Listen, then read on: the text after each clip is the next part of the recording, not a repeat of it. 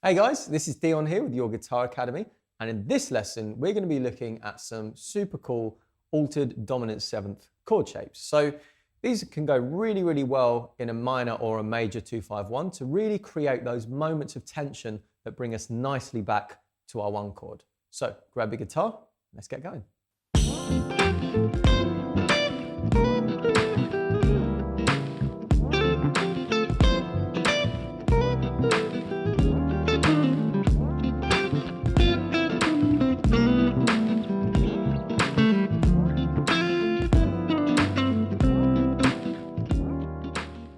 If you've just joined us, don't forget you can head straight to the website to get all the additional course materials, including tabs, chord boxes, backing tracks, all entirely free.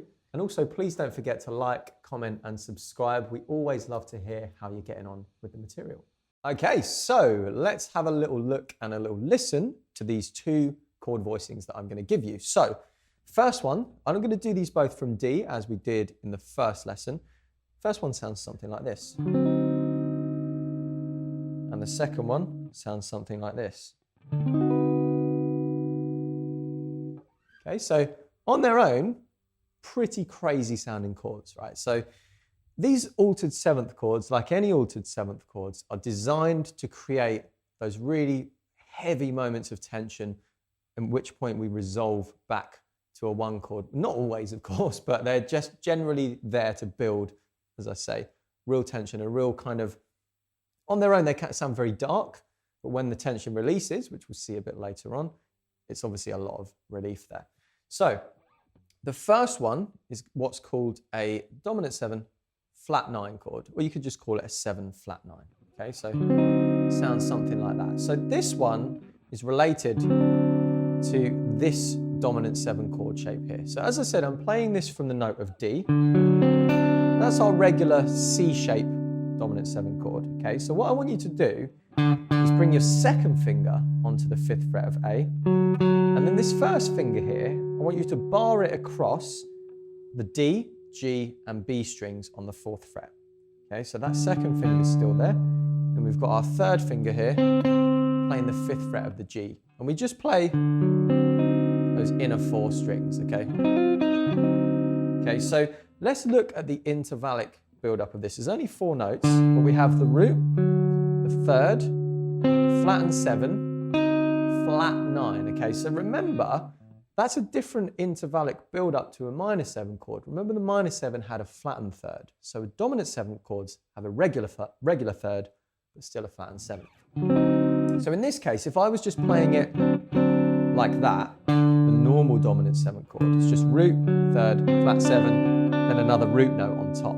Okay, so you see the flat 9 is a really tense interval because it's just a semitone up from our root note. So it creates really clashy sort of sound on its own. Okay, but when this resolves to either a major 7 or a minor 7 chord there, a 5th down gives us that lovely sense of relief. Or again. Okay, it's just a really cool, interesting sound. So the act of calling something an altered 7th chord means you can have this dominant 7th chord and you can feature any number of alterations. That can be sharp 9, flat 9, flat 13, all of these different kind of sharp 5, sharp 11, all these different kind of upper extensions that when you bring these into the chord, they all create these different levels of tension and slightly different sounds as well each time. So that's our first one. That's our D7 flat 9 chord. And then what I would say is just experiment with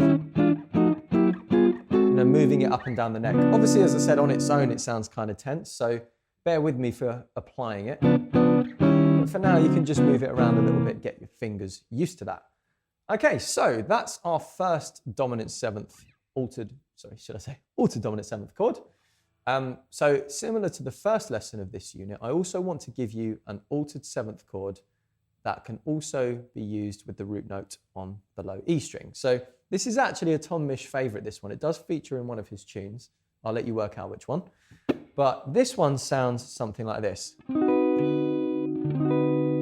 Really cool chord, that one. And this one is called a 13 flat 9. Really crazy chord name, but we'll talk through the intervallic build-up in a second. But again, you hear when it resolves,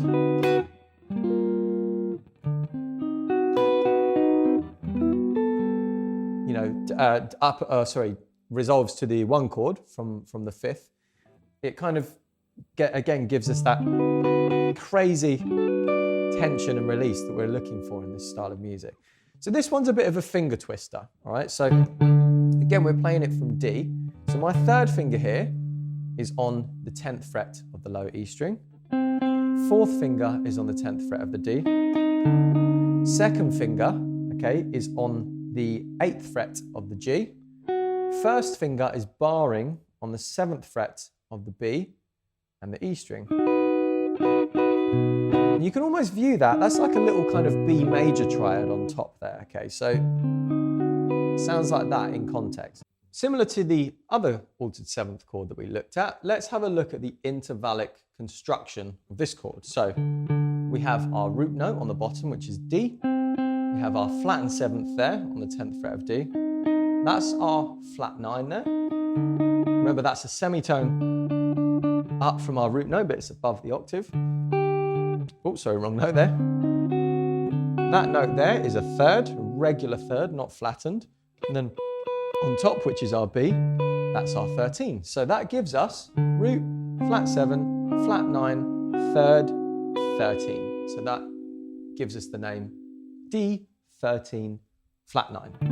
And you'll see you say the alteration after the non-alteration, essentially, because if you said like D flat 9 13, it starts to get all a little bit confusing. So there we go, and as I said, that one leads nicely back to a 1 chord. Okay, so it's a really cool, quite sophisticated, tense, jazzy sound with this one. So let's just see again, if you did want to play that without the root note, if you had, you know, a bass player or a backing track, it can sound kind of cool, and it's a little bit easier to fret. So if I lay a root note down, it sounds something like this.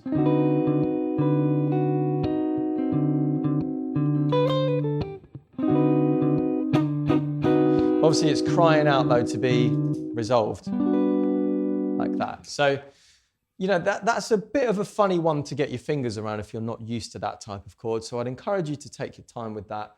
Similarly, also take your time with that 7 flat 9 voicing as well. And that's just 2, I mean, obviously there's just tons and tons and tons of altered 7th chord shapes and types out there. But these are just 2 that have cropped up a little bit in Tom Misch's playing style that I thought would be really useful for you to learn. So take your time with those, get them under your fingers, and I'll see you in the next lesson. Thanks a lot for joining us, guys. So if you want to head back to the start of the course, you can click here. And if you want to move on to the next video, you can click here. Also, please don't forget to like, subscribe, and comment, because we always love to hear how you've got on with the course.